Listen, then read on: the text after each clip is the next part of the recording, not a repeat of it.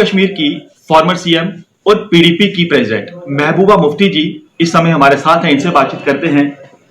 महबूबा मुफ्ती जी, आप कहती हैं कि बिजली, पानी, सड़क, रोटी ये कोई मुद्दा नहीं है, तो आपके लिए इन चुनावों में सबसे बड़ा मुद्दा क्या है, जिन मुद्दों को लेकर आप जनता के बीच आ रही हैं?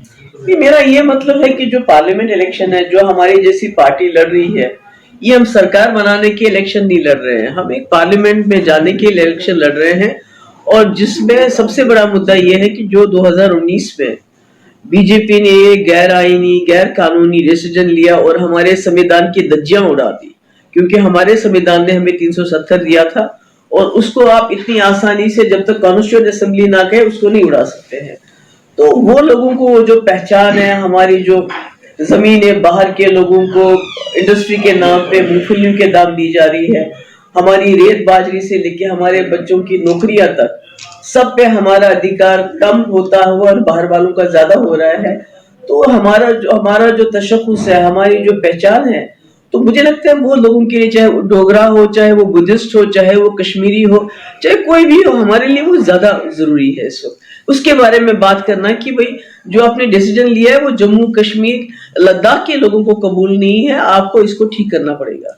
जो दावे सरकार की ओर से किए जाते हैं कि 370 हटने के बाद जम्मू कश्मीर में विकास हुआ है, रोजगार मिला है, इसको आप कैसे देखते हैं? क्योंकि वो कहते हैं कि मिलिटेंसी खत्म हुई है, पत्थरबाजी खत्म हुई है। नहीं, देखिए, सबसे बड़ी बात तो यह है कि इस वक्त सबसे ज्यादा बेरोजगारी अगर कहीं है वो जम्मू कश्मीर में है। मतलब जब आप कहते हैं कि पत्थरबाजी खत्म हो गई है, तो वो तो आपने जब किसी जगह को जेल में कन्वर्ट करते हैं, जब आप किसी खांसी का इलाज करने के लिए उसके मुंह पे टेप बांध देते हैं, हाथ बांध देते हैं, तो वो कैसे खांसेगा? तो ये तो एक ख्याल है, पत्थरबाजी के पीछे एक ख्याल है, बंदूक के पीछे एक ख्याल है। जैसे वाजपेयी जी ने उसको एड्रेस किया था, उसका एक इलाज निकाला था हमेशा के लिए। तो ये जो कर रहे हैं, ये जो इसको जितनी जातियां करें, जिस तरह हर चीज के ऊपर दबाव रखा है, ये तो ज्यादा देर नहीं चलता है। आखिरकार तो ये दबाव खत्म होगा, फिर क्या होगा? तो इसलिए मैं समझती हूँ जो उनकी पॉलिसी है वो गलत है। बेशक पत्थरबाजी खत्म हो गई हो, बेशक मिलिटेंसी किसी हद तक कहीं खत्म हो गई, पर राजौरी पुंछ में कभी मिलिटेंसी नहीं थी, यहाँ बढ़ गई इस वक्त में। जो कश्मीरी पंडित जो कश्मीर में इतने सालों से रह रहे थे, उनको वहां से भागना पड़ा।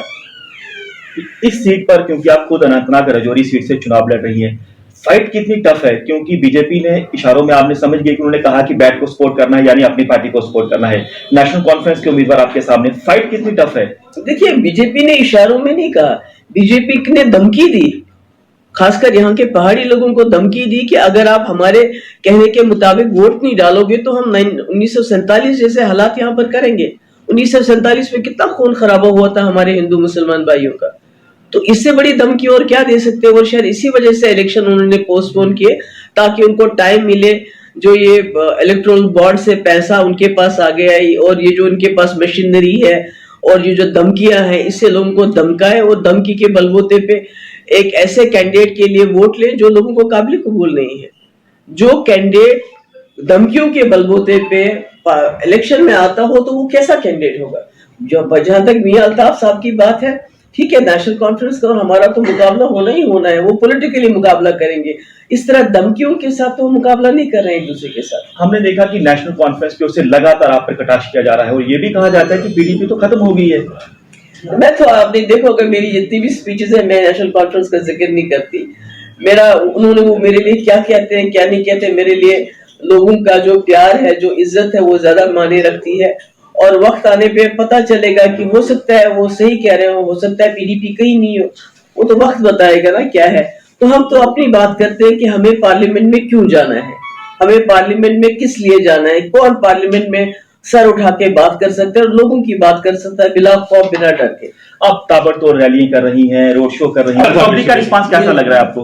नहीं, पब्लिक का रिस्पांस तो अल्हम्दुलिल्लाह बहुत अच्छा है, उसमें कोई शक नहीं। मैं चाहे कश्मीर हो, चाहे पुंछ हो, और अब राजौरी की बात है, तो पब्लिक तो औरतें क्या, बच्चे क्या, बुजुर्ग क्या, जवान क्या, सब हमारी रैलीज में आके बात सुनते हैं।